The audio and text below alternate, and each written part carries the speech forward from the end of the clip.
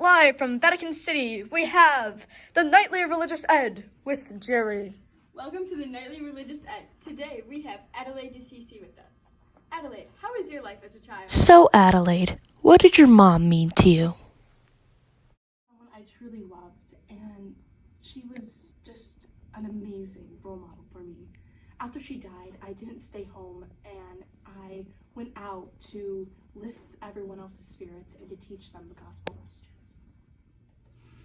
Honestly, it's very sad to talk about my mom this way, but she really, she took a while because she had to care for all my siblings as a single mother, and I honestly just honor her because she was just so great. And when she died, instead of staying home, I went to the Carmel convent when I was sad, and I didn't really stay home anymore.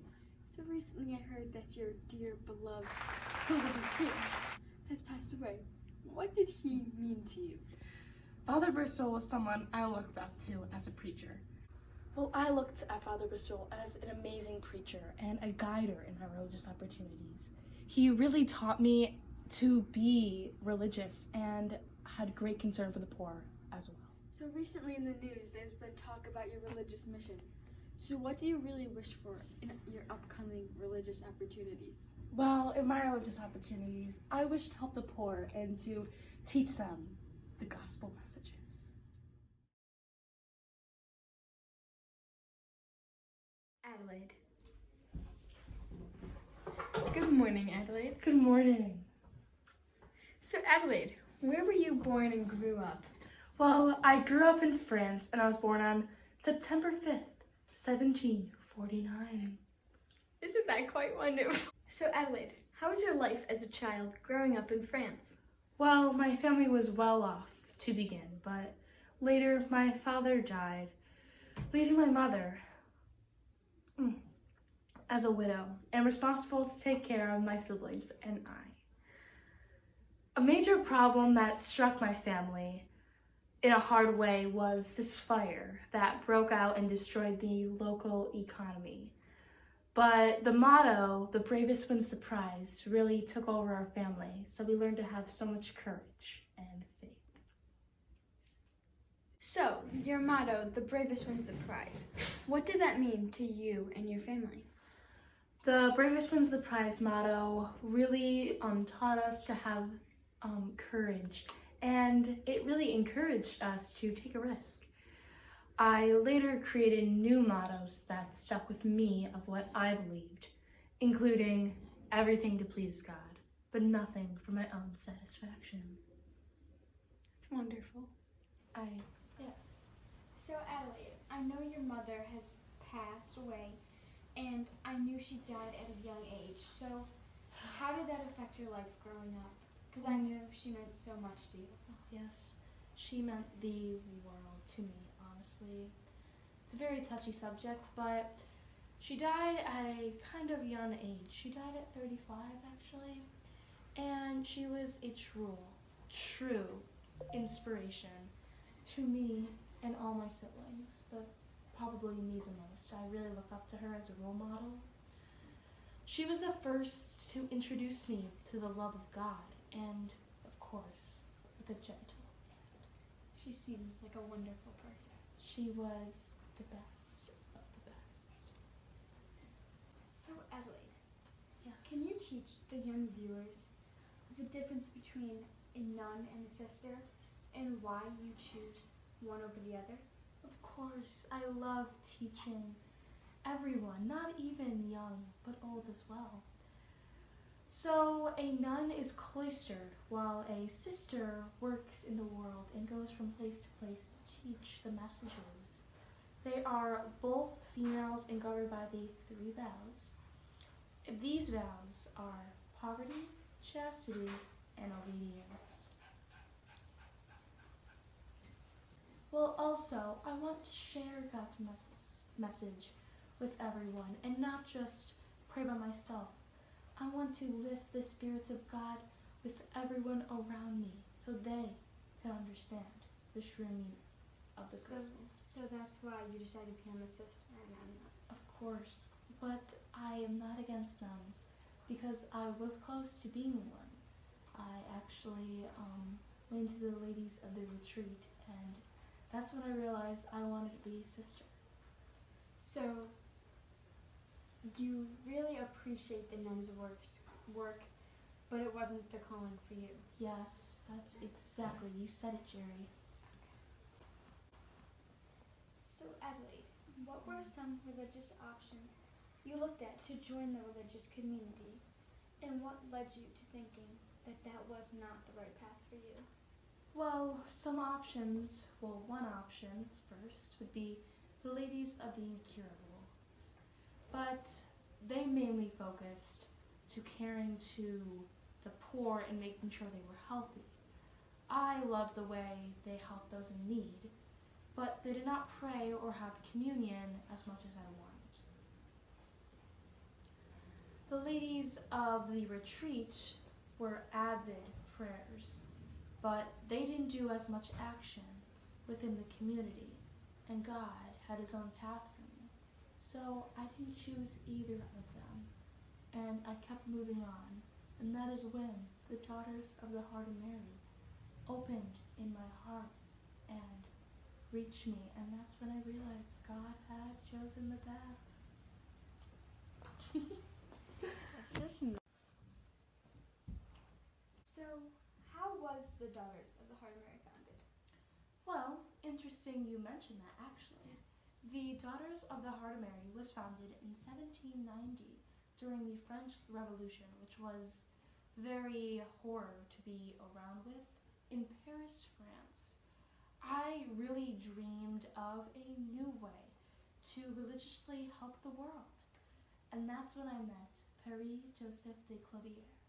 He was just such an aspiration to me, and he also was exploring a new way to serve his religion and to keep his faith alive.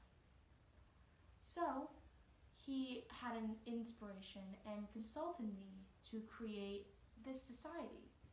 It was on February 2nd, 1791, when my dream came true, and the society was formed.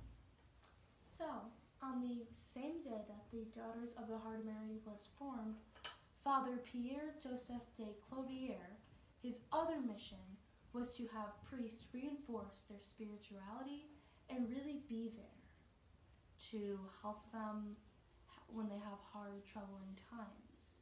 You may ask when this society was formed, and it was formed on February 2nd, 1791. So, both societies were formed on the same day? Yes, it was honestly crazy, but yeah, That must have been a wonderful day. it was great. Made the calendar. So, Adelaide, how were the Daughters of the Heart of Mary affected by the French Revolution starting? Well, actually, it was very, very frightening. To try to blend in with society, we didn't dress in usual outfits. Other religious members dressed as if a habit would be an example of one. The revolutionaries were always trying to get after the religious groups because they didn't pay the taxes, and that upset them.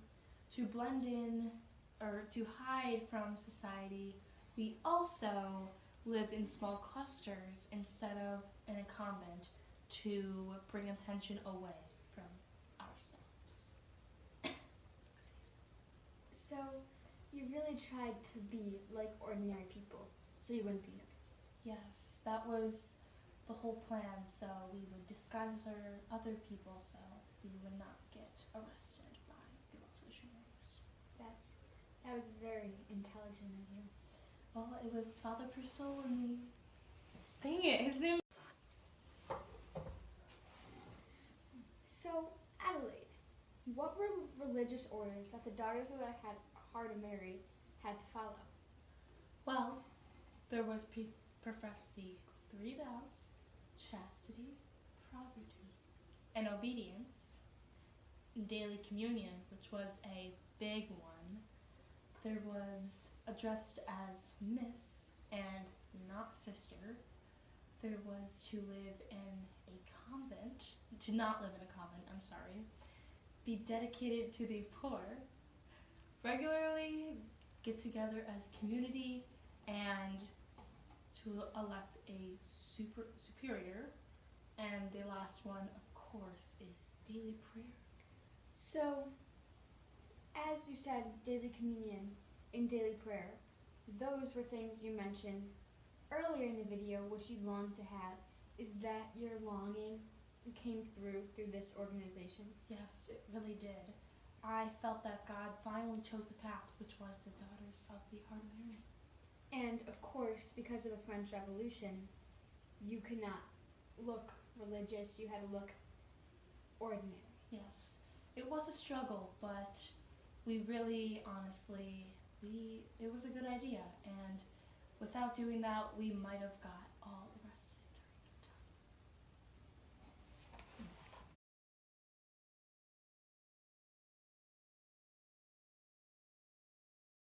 So you talked about this terrible fire, and what impact did that have on you when you saw the community?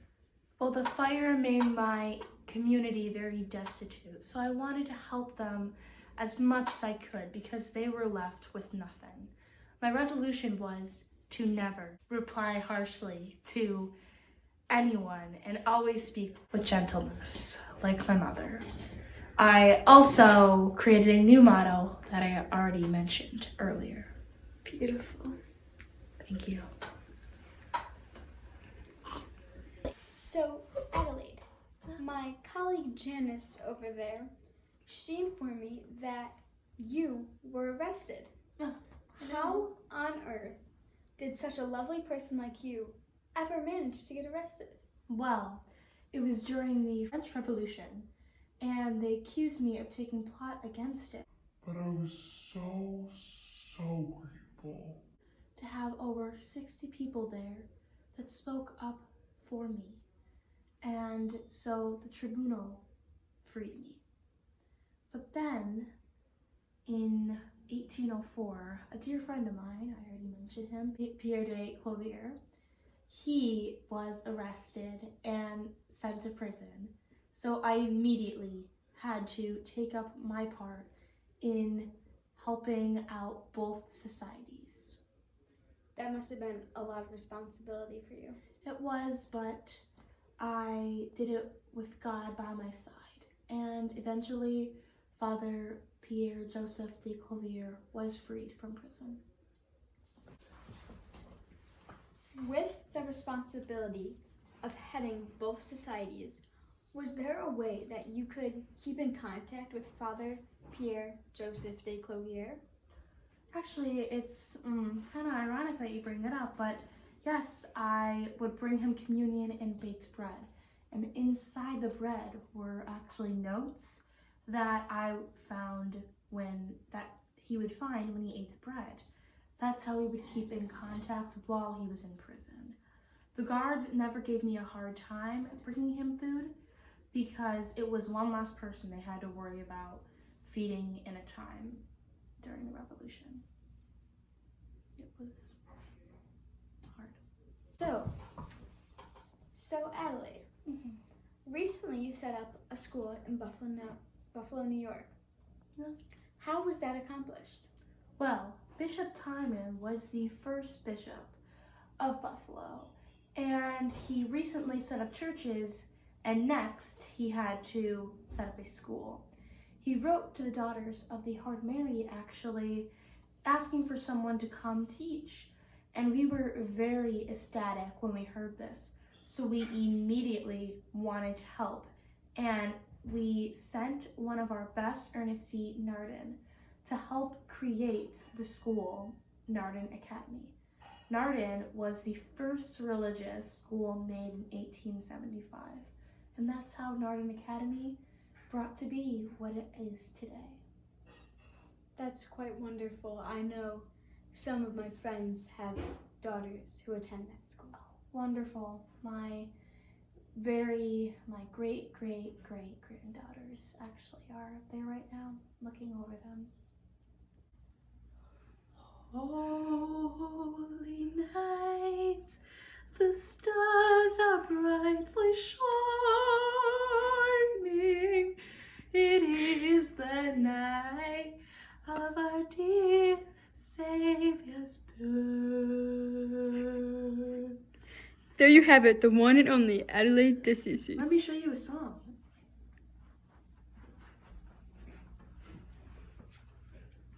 Let me know if you know what song this is.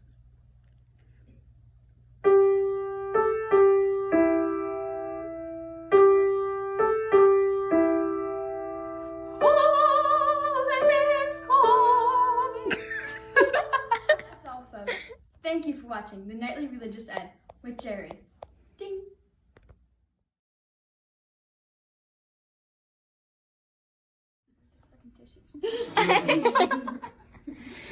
News Nightly with Jerry. Jerry Springer has been fired from the religious for slander. It's very sad for me to talk about. But honestly, she had to raise all my siblings, and I'm sorry.